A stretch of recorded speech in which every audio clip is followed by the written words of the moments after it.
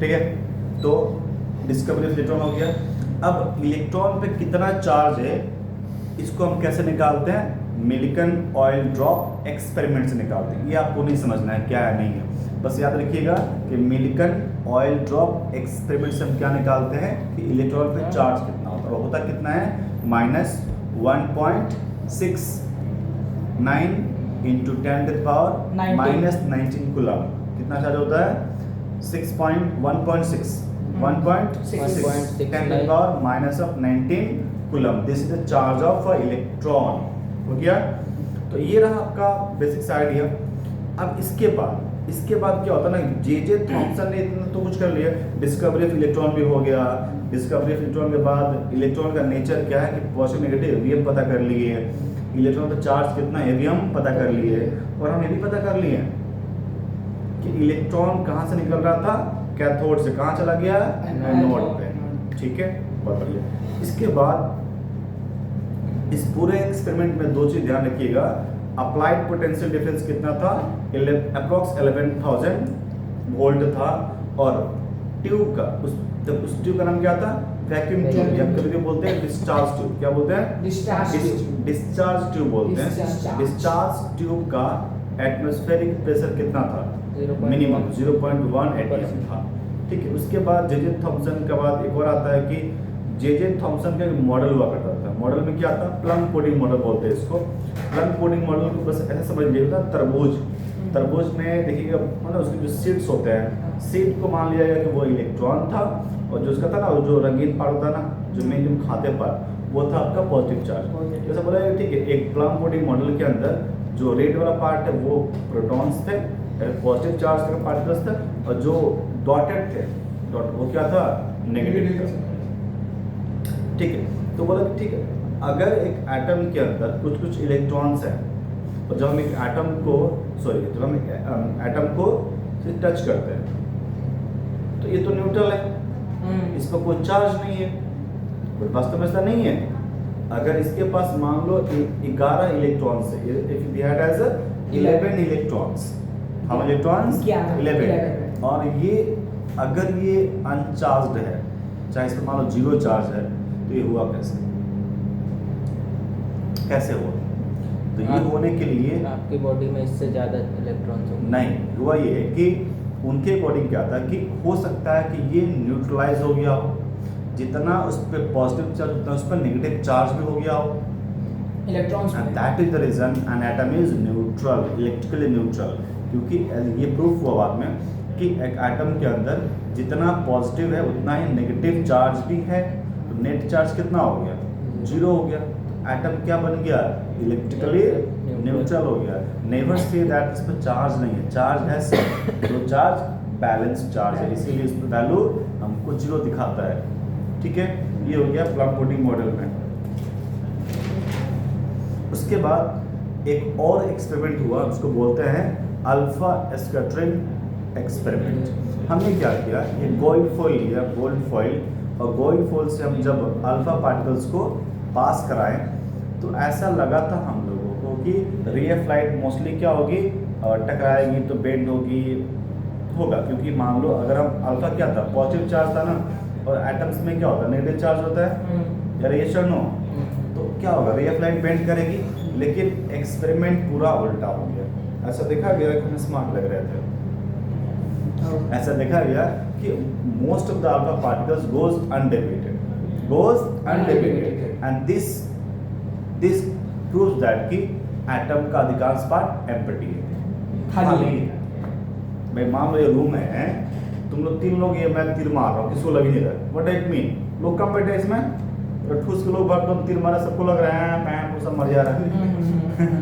समझ में, तो वो स्पेस खाली था, बोल के क्या हो गया, पार्टिकल्स पास चला गया। मतलब ये तो प्रूफ होगा ना कि एटम्स का अधिकांश पार्ट खाली है, कुछ पार्टिकल्स डिफ्लेक्ट किए, मतलब कि कुछ नेगेटिव चार्ज भी उसके अंदर है। ऐसा बोला जाता है कि 20,000 में से एक पार्टिकल ऐसा हुआ जो उसके स्टेट में टकराया वापस आ गया।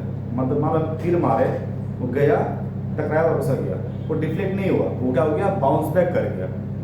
इसका मतलब क्या था कि जहाँ से वो बाउंस बैक किया वहाँ पर कोई बहुत ज़्यादा भारी मास रखा होगा तब ना टकरा वापस आ जाएंगे। तो उस पार्ट को नाम दिया गया न्यूक्लियस नाम दिया गया। And this the discovery of nucleus, हमने डिस्कवरी कर लिया किस चीज़ का, न्यूक्लियस का। कैसे किया, अल्फा स्कैटरिंग मॉडल से किया, याद रहेगा ये। सुनो, तो अल्फा स्कैटरिंग मॉडल के अंदर हमने कुछ कुछ बातें सीखी। बातें क्या सीखी, पहला, मोस्ट अल्फा पार्टिकल जो थे पासेस स्ट्रेट थ्रू द गोइल which represent atoms have mostly vacant space और एम्प्टी स्पेस। सेकेंड क्या था, small number of slightly deflect which means that positive charge is not spread uniformly. जो positive charge था वो हर जगह इक्वली फैला हुआ नहीं था, कहीं कहीं से डिफ्लेक्ट हुआ ना। तो इस बात से तो प्रूफ होता है, मान लो कि हर जगह से होता, तुम क्या बोलते नहीं यार हर जगह इक्वली डिस्ट्रीब्यूटेड है, बट ऐसा नहीं हुआ, यूनिफॉर्मली तो बिल्कुल नहीं था, स्लाइटली कहीं कहीं था। फिर वेरी फ्यू, मतलब कि बहुत हजारों में से एक ray of light bounce back किया, and that is the discovery of nucleus. समझ में आ गया। अब इसके बाद एक और टर्म था, इतना कुछ हम लोग करने के बाद, अच्छा जो कुछ हुआ ना, तो रदरफोर्ड क्या बोलते हैं कि जो तुम जो कर रहे हो ना ये इसको हम लोग क्या नाम दिए, रदरफोर्ड का मॉडल नाम दे दिए। और इसको बोला गया कि जो रदरफोर्ड का मॉडल था तो वो प्लानिटरी मॉडल से मैच करता था। कैसे, प्लानिटरी मॉडल में क्या है, बीच में सूर्य भगवान और आए बाएं दाएं क्या घूमता है, सब ग्रह घूमता है, मंगल ग्रह, बुध ग्रह, बृहस्पति ग्रह, सूर्य ग्रह, प्लूटो, ऐसे घूम रहा है ना गोल गोल गोल गोल। सेम कहानी था हमारे यहाँ अपने न्यूक्लियस के अंदर, बीच में न्यूक्लियस, साइड साइड में क्या घूम रहा है सर, इलेक्ट्रॉन्स घूम रहा है। तो क्या मैच कर रहा है सर, नहीं, बिल्कुल मैच कर रहा है। सिस्टम तो ऐसे दिख रहा है ना, अरे बीच में न्यूक्लियस, साइड साइड में इलेक्ट्रॉन्स घूम रहे हैं सेल के अंदर, वहाँ पर सूर्य भगवान, साइड साइड में ग्रह घूम रहे हैं। अलग बात है कि उनमें जो फोर्स लग रहा है वो ग्रेविटी, और यहाँ पर न्यूक्लियर बाइंडिंग फोर्स है, that is different. But planetary motion जैसा कुछ आइडिया तो आया तुमको कि हाँ सर ऐसा ही तो होता होगा, ऐसा ही तो होता होगा। उसके बाद हमने एक और चीज़ पढ़ा कि तो जब इतना कुछ हो गया तो रदरफोर्ड गेटिंग वेरी पॉपुलर। अब इनके बारे में जानिए कि है कौन है भाई साहब। इनका जन्म होता है न्यूजीलैंड में, कहाँ पर, न्यूजीलैंड में इनका जन्म होता है। एंड इन्होंने कैम्ब्रिज यूनिवर्सिटी से पढ़ाई किया with J Thomson, letter become the father of nuclear physics. Rutherford is very famous person, okay, उनको बोलते हैं हम लोग father of nuclear physics. He discovered the atomic nucleus and explained how some element naturally break down, for which he won Nobel Prize in 1908 in chemistry। उनको क्या मिला, Nobel prize मिला। किस बात के लिए, कि एटम्स कैसे अपने आप को ब्रेक कर लेते हैं, कैसे अपने आप को ब्रेक कर लेते हैं। हो गया। इन 1911 लाइक 1911 में he proposed the nuclear model of an atom. His portrait now appears in New Zealand, छोड़ दीजिए, समझे, उनका फोटो है जैसे हम लोग है ना, गांधी जी का फोटो है, इनका फोटो कहाँ पर है, New Zealand. Is very famous person यार, ठीक है। तो ये जब हुआ, इनके बारे में पढ़े, तो अब आता है कि सर रदरफोर्ड का जो था ना एक्सपेरिमेंट, ये कुछ हद तक अनसक्सेसफुल हो गया। मतलब इन्होंने कुछ चीज़ों को नहीं बतलाया।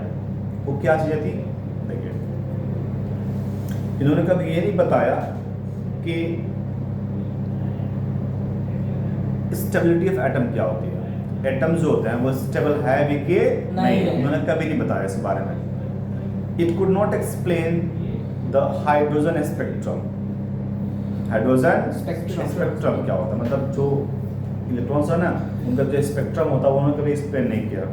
It could not explain the rearrangement of electrons, electron shell के अंदर कैसे रीअरेंजमेंट होगा उनका, किस सेल में कितना इलेक्ट्रॉन होगा, किसका क्या एनर्जी लेवल होगा, उन्होंने कुछ ऐसा एक्सप्लेन नहीं किया। उन्होंने ये भी नहीं बताया किस इलेक्ट्रॉन में कितना एनर्जी होना चाहिए, क्या लेवल है, उन्होंने कुछ नहीं बताया ये। फिर and it fail to explain why electrons do not spiral into the nucleus. एक सवाल था कि जब भी कोई चीज़ गोल गोल घूमता है, तुमने क्या बोला सर, ठीक है इलेक्ट्रॉन्स ना न्यूक्लियस की ज़्यादा गोल गोल घूम रहा है, ऐसे घूम रहा है, गोल गोल गोल घूम रहा है। मान लो ये अगर मेरा न्यूक्लियस है और हम ऐसे घूम रहा है तो क्या होगा, मेरा एनर्जी लॉस होगा, तो क्या होगा, हम आस्ते से घूमते घूमते घूमते क्या होगा, इसमें आगे गिर जाएंगे। बट ऐसा होता नहीं है, ऐसा नहीं होता है। मतलब रदरफोर्ड ये बात को एक्सप्लेन नहीं कर सके कि ऐसा क्यों नहीं होता।